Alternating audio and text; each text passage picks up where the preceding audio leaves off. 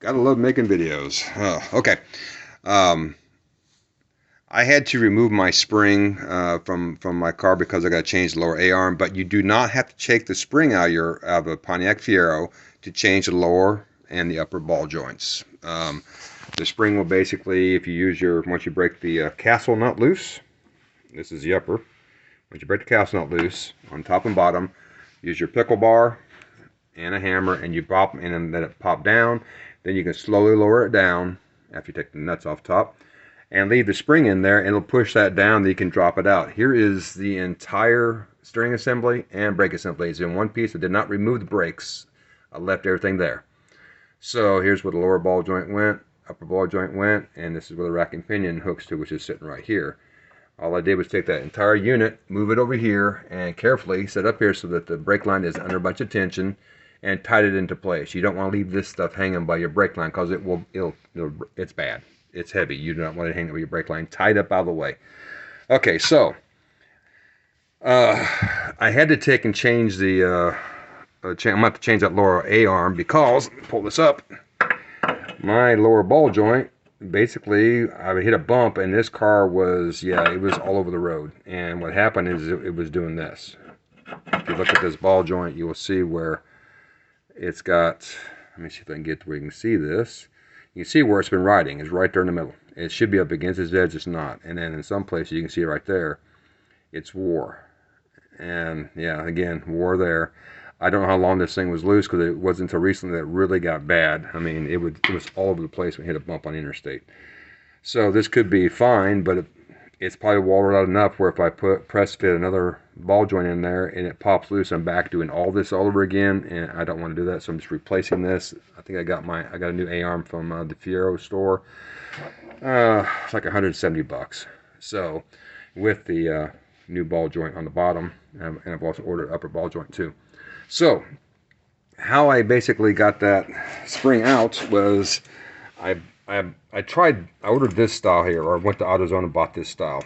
It will not fit. You cannot squeeze. There's not enough room in here to squeeze that in. So what did work with some modification was this style here.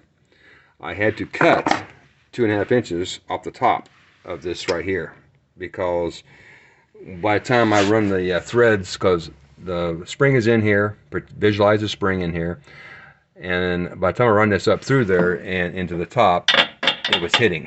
So I needed more room. So I took my grinder, cutoff wheel, cut 2.5 inches off. Then I basically smoothed up the top. I was able to thread it right in there. The clamps, these two pieces here, this part, which is here, and which is right here. The spring is actually curved once it's in here because it's pushing down. It's wide enough to slide those in and then work at the top, hang it, put the one at the bottom, hang it. Then I was able to take the threaded rod and run it up through the middle. Now, don't use your impact to compress this spring down. Use your jack. As once I got this piece inside, I was able to take and basically use my jack, pull this up, pull it up, and compress the spring. At the same time, I was taking my hand, just fingers, and turning this, and then just bringing that together. And you can see where it's maybe a 1/2 inch apart.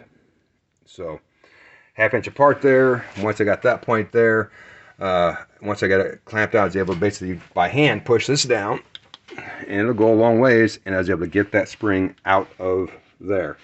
And I just put these on the outside just as a precaution, because these springs want to kill you. They want to injure you. They want to take your fingers off. They want to put you in the hospital or kill you. Yeah, let's just put it that way. That's a lot of stored energy, and you can watch enough videos on YouTube of these springs, doing some serious damage. So I think that's everything. The tool I used, these ones outside, will not work. You cannot get them in there.